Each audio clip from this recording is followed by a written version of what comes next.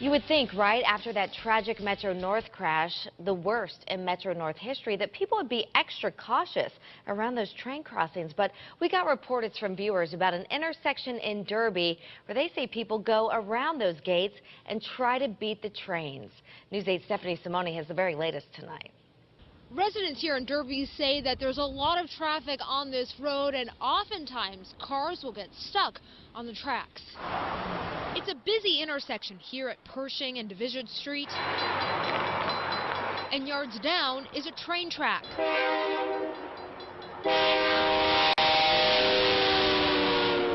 When there's traffic, again, they're backed up on the tracks. And we do get stopped on those train tracks a lot, especially if there's a line of traffic, especially at rush hour time. It's now on many minds since Tuesday in Valhalla, New York, when this Metro North Harlem Line train collided with an SUV that was stuck in traffic and on the tracks. The third rail went right through the car and train. 6 people died. Federal investigators are still trying to figure out the cause. It could happen here.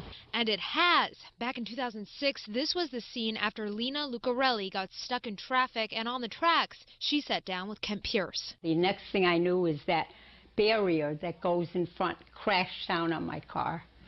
And that's all I remember. Derby police say they're not going to police it differently and that people need to be aware. They can't get stuck on the tracks. The Federal Railroad Administration says nationally 94% of collisions between trains and cars are due to risky behavior on behalf of the driver. This was the result of one of those accidents in Milford back in 2011. And now, after this crash in New York, lawmakers say they hope to make even more changes. The questions about the third rail and about this crossing loom large. We need answers.